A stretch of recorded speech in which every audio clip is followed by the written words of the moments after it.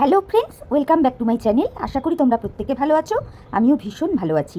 আমি চলে এলাম নতুন একটা ভিডিওর সাথে। আজকে হলো রবিবার, তোমাদের সবাইকে জানাই হ্যাপি সানডে। যদিও আমি আমার সকালের ভিডিওতেই সানডে উইশ করেছি, তবুও আরেকবার বলে দিলাম। আর এই ভিডিওটা তোমরা কিন্তু আগামীকাল পাবে। বন্ধুরা, আজকে হলো শুভ মাতৃদিবস। তো আমার তরফ থেকে প্রত্যেককে জানাই মাতৃদিবসের শুভেচ্ছা। আমার কাছে মনে হয় মাতৃদিবস বলে আলাদা কোনো দিন হয় না, প্রত্যেকটা দিনই মাতৃদিবস। মায়েদের সম্পর্কে কি বলবো বলো, যতই বলবো মনে হবে যেন অনেক কম বলছি। সেই জন্যেই অল্প কথায় সেরে দিলাম। প্রত্যেককে এগেইন মাতৃদিবসের শুভেচ্ছা। তোমরা প্রত্যেকে আজকের দিনটা খুব ভালোভাবে কাটাও, এইটুকু বলবো। যাই হোক, চলো ফালতু ভাটবকে ভিডিও বড় করবো না, সরাসরি মূল ভিডিওতে ঢুকে যাই। ফুকলি সুন্দরীর ভিডিওটা দেখলাম, বুঝতে পেরেছো তো? এখনকার ভিডিওটা আমার ফুকলি সুন্দরীর ভিডিওটা নিয়েই। প্রথমেই বলি, ছোট্ট সোনা বাবাটাকে যদি তার পরিবারের লোক এই রকমটা শিখিয়ে থাকে না, যে তার মা ধরাধামে এক্সিস্ট করে না, মা মরে গেছে, আমি বলবো ঠিকই শিখিয়েছে, একদম পারফেক্ট শিখিয়েছে। কে কি ভাববে না ভাববে জানি না আমার এই কথাটা শুনে, কিন্তু আমি এটাকে সাপোর্ট করি। ঠিকই শিখিয়েছে। আজকে একটা মাতৃদিবস, আর ওর ওই ধরনের ব্লগ, মানে কি বলবো।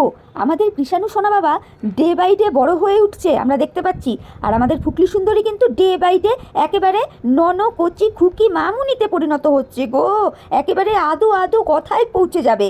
দুদিন বাদে দেখবে ওই অমাবস্যা দেবী ফুকলি সুন্দরীকে কোলে নিয়ে নাচানাচি দোলাদলি করছে, আর ফুকলি সুন্দরী ব্লগ করছে, বুঝতে পেরেছো তো? দেখতে পাবে। তো যাই হোক, ফুকলি সুন্দরীর ভিডিওতে বন্ধুরা তোমরা কি দেখতে পেলে? প্রথমেই ও দেখালো বিভিন্ন রকমের তত্ত্বের শাড়ি, জামা কাপড়, মানে যেইগুলো ওরা মেয়ের বাড়িতে পাঠাবে। তো সেই ক্ষেত্রে বলবো শাড়িগুলো বেশ সুন্দর হয়েছে, জামা কাপড়গুলোও বেশ ভালো হয়েছে। তবে একটা জায়গা আমার ভীষণ স্ট্রাইক করছে, সেটা হচ্ছে ফুকলি সুন্দরীর যেই দাদার বিয়ে, ওনার যে শ্যালক, তার ড্রেসটা দেখে ফুকলি সুন্দরী বলছে এটা শ্যালকের ড্রেস না। ফুকলি সুন্দরী শালা বলে বলছে এটা শালার জামা না, শালা ফর্সা না কালো। হ্যাঁ রে, তোর দরকার কি? তোর দাদার শ্যালক কালো না ফর্সা, তাতে তোর দরকারটা কি? তুই কি আবার তার সাথেও লাইন ফাইন মারবি বলে মন ঠিক করছিস নাকি? কাউকে তো ফ্যামিলিতে দেখাতে পারিস না, মানে মামা বাড়ির কাউকে। সেই অর্থে তো দেখতেই পাই না, তোর মামাকে তো এখন অবধি দেখতে পেলাম না। আর মামিকে যা দেখালি এক ঝলক, মানে একটুখানি। কি অবস্থা রে তোর, কি অবস্থা সত্যি। কোন মুখে ক্যামেরার সামনে আসিস বুঝে পাই না। যাই হোক, তারপরে কি দেখতে পেলাম বন্ধুরা? দেখতে পেলাম ফুকলি সুন্দরী খেতে বসেছে, মানে টিফিন নিয়ে বসেছে। টিফিনে কি আছে? রুটি আর আলুর তরকারি। বেশ ভালো কথা, রুটি আলুর তরকারি খেলো। খাওয়ার পরে দেখতে পেলাম বিছানার মধ্যে বিড়াল ছানা নিয়ে খেলাধুলো চলছে। ফুকলি সুন্দরীর যে ভাই, সে একটা ব্যাগের হ্যান্ডেল ঝুলিয়ে বাচ্চা বিড়ালটার সাথে খেলাধুলো করছে। বলি হ্যাঁ রে ফুকলি সুন্দরী, তোদের বাড়ির বিড়ালগুলো কোথায় গেল? এখন আর দেখতে পাচ্ছি না কেন? ওই যে পান্ডে ছিল, তারপরে কি টিনামিটি কে ছিল, ওইগুলো সব কোথায় গেল রে? ওইগুলো কি সব শেয়ালের পেটে বা ভামের পেটে সব কি চালানো হয়ে গেছে? হ্যাঁ, ওদেরকে দেখতে পাচ্ছি না। তাহলে চিন্তা করে দেখ তোদের বাড়ি বা তোর কি অবস্থা, যেখানে তোরা ছোট্ট বেড়াল ছানাগুলোর যত্ন নিতে পারিস না, তাদেরকে ঠিক করে একটু চোখে চোখে দেখে রাখতে পারিস না। সেখানে কৃষাণু বাবা তো রক্তে মাংসে গড়া তোর নারী কাটা ধন রে। ওকে তুই নিয়ে গেলে কতটা যে পারবারিশ করতিস সে তো বুঝতেই পারছি। এখন তো বলবো তার থেকে কৃষাণু সোনা বাবা বর্তমানে যেখানে রয়েছে সেখানেই ও ভালো রয়েছে। ওর যথেষ্ট ভালো পারবারিশ হচ্ছে, যথেষ্ট ভালো দেখভাল হচ্ছে। তোর মতো অসভ্য ইতর মায়ের পাল্লায় পড়লে না কৃষাণু সোনা বাবার ভবিষ্যৎটাও গোল্লায় চলে যেত। আর এটা তুইও খুব ভালো করেই জানিস এবং বুঝেছিলিস বলেই বাচ্চাটাকে নিয়ে আসিসনি। জানিস তো যে তোর বেলেল্লাপনা বেহায়াপনা করা লাইফস্টাইল, তুই কি করে বাচ্চা মানুষ করবি, তাই না? বাচ্চা মানুষ করাতে বিজি হয়ে গেলে পরে তাহলে তুই আর পুরুষ ধরবি কখন? সব জায়গার মেয়েদের থেকেও না তুই আরও খারাপ। ওদের তবুও মান সম্মান আছে, তোর তাও নেই। যাই হোক, এরপরে আমরা কি দেখতে পেলাম বন্ধুরা? দেখতে পেলাম ফুকলি সুন্দরী স্নান ধান করে নিয়েছে। ফুকলি সুন্দরী বলছে আম মাখা হচ্ছে, ওর দিদি তারপরে দুই বৌদি না কে কে মিলে আমঠাম মেখেছে, ওইগুলো খাচ্ছে। তারপরে আমরা কি দেখতে পেলাম বন্ধুরা? এক ঝলক জাস্ট ওদের দুপুরের খাওয়া দাওয়ার সিনটুকু। ওর তো অধিকারই নেই মামা বাড়িতে সব কিছু যে ঘুরিয়ে ফিরিয়ে দেখাবে মামা বাড়িটা, সেই অধিকার মামা মামি দেয়নি। বুঝতে পারছো বন্ধুরা? এগুলো না সব বোঝা যায়। ওর ভিডিও করার ধরন ধারণ দেখলেই বোঝা যায়। কাউকে ঠিকমতো দেখাতে পারছে না। খাওয়ার সময়, এই যে দুপুরের খাওয়ার সময়, ওর মামিকে খেয়াল করেছিলে? কপাল চুলকানোর স্টাইল করে মুখটা কিন্তু ঘুরিয়ে নিল, ক্যামেরার দিকে কিন্তু একটা বারের জন্যও তাকালো না। আমি এটা নোটিশ করেছি। এনিওয়ে, হতে পারে সেই সময় ওনার সত্যিই হয়তো কপাল চুলকাচ্ছিল। যাই হোক, আমার দেখে মনে হয়েছে ক্যামেরায় মুখ দেখাতে চান না উনি, তাই মুখ সরিয়ে নিয়েছে। এরপর দেখলাম একটা ছোট্ট বাচ্চাকে, জানি না ওটা ওর দিদির বাচ্চা না বৌদির বাচ্চা, যারই বাচ্চা হোক, কি আদিক্ষেতাপনাটা করছে। উরি বাবা রে! বলি হ্যাঁ রে ফুকলি, তোর নিজের সন্তানটার কথা ওই বাচ্চাটাকে দেখে তোর একবারও মনে পড়ছিল না রে? কৃষ্ণনগরেই তো আছিস, কৃষ্ণনগর থেকে বাতকুল্লা তো অল্প একটু ডিস্টেন্স। হ্যাঁ, কারা আপনারা ওকে মাদার্স ডে উইশ করেছেন? আপনারা এখনও কি বুঝতে পারছেন না যে ওর সন্তানের প্রতি কোনো টান মায়া মমতা কিচ্ছু নেই? এখন হয়তো আপনারা অনেকেই বলবেন সবটা কি ক্যামেরায় প্রকাশ করবে, সবটাই কি মুখে বলবে, মুখে না বললেই কি কিছু নয়?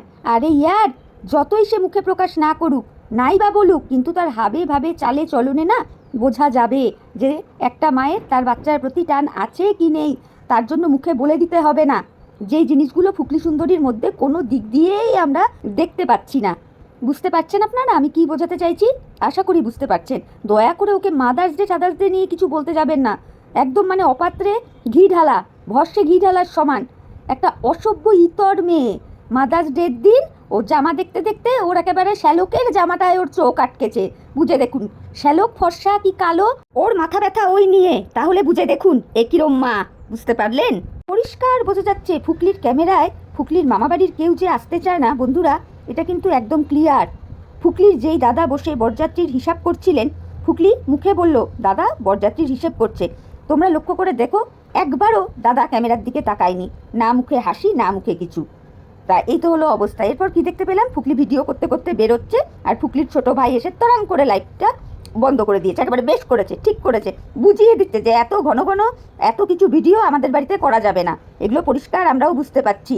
ফুকলি যতই হেসে কুদে নেচে দেখাক না কেন যে হেব্বি আমি আনন্দ করছি, ঘন্টা ঘন্টা তুই যে কীরকম ট্রিট পাচ্ছিস তোর মামাবাড়ির তরফ থেকে সেটা আমরা বুঝতে পারছি।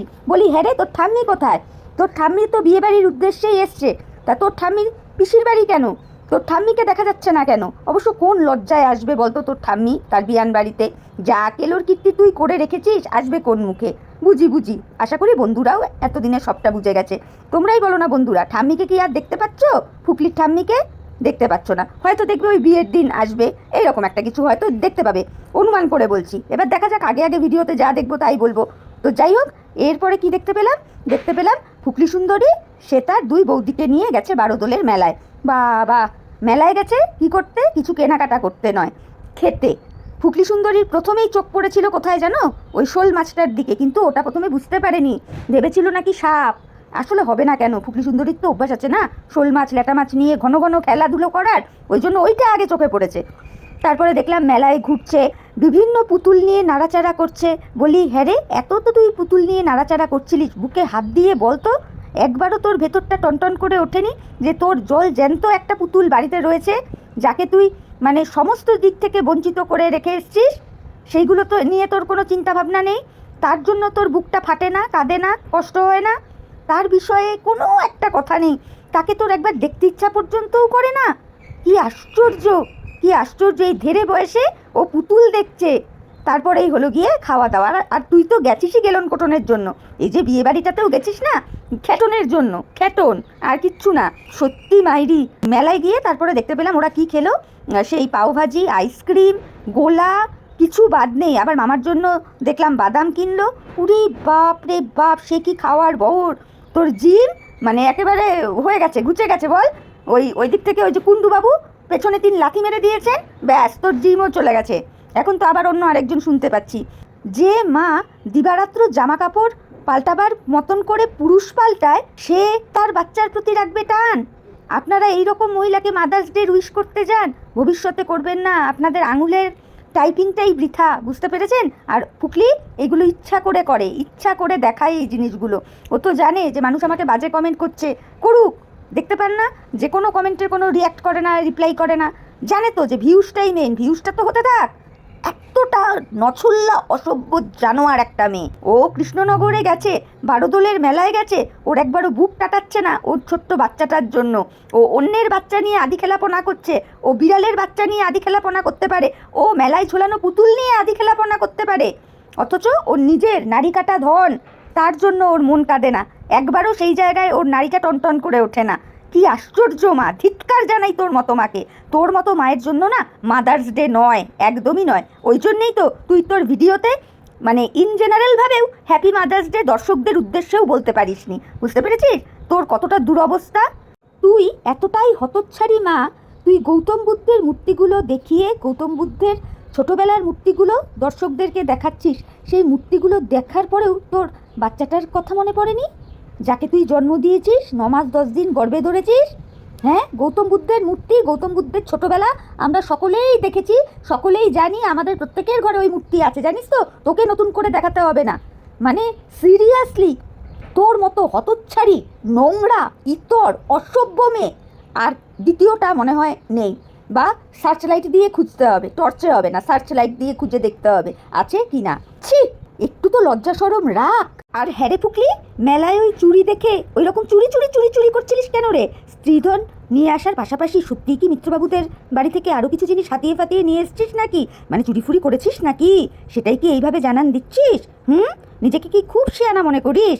আমরাও কিন্তু বুঝি, বুঝতে পেরেছিস তো কেন তুই ওই রকম চুরি চুরি চুরি চুরি চুরি চুরি চুরি করলি? বুঝতে পেরেছিস? কই হাড় হাড় হাড় হাড় মালা মালা মালা মালা কই করলি না তো, কিন্তু চুরিগুলোর বেলা করলি, দেখতে পেলাম তো, তাই বললাম। করিসনি তো নাকি করেছিস? চিন্তা ভাবনা করে বলিস। মনে রাখিস কিন্তু, মিত্রবাবু বলে রেখেছে, গয়না ফেরত করলে তবেই উনি ডিভোর্স দেবেন, নইলে নয়। যাই হোক, তোমরাই বলো বন্ধুরা, এই ফুকলি সুন্দরীর ভিডিওতে আছেটা কি? কিছু আছে দেখবার মতো? কি দেখবো? ওই বা কি দেখাবে? ওর দেখাবার আছেটা কি? ওর তো মামাবাড়িতে সেই অধিকারটুকুও পায়নি যে মামাবাড়িটা পুরো ঘুরিয়ে দেখাবে, যার জন্যেই তো ক্যামেরার দূর থেকে নিয়ে বলতে হলো ওই ঘরে দাদা কাজ করছে, ঘর রং হয়ে গেছে, পরে অন্য সময় দেখাবো। এই তো হলো ওর দুরবস্থা। তো চলো বন্ধুরা, ভিডিওটা আমি এখানেই রাখছি।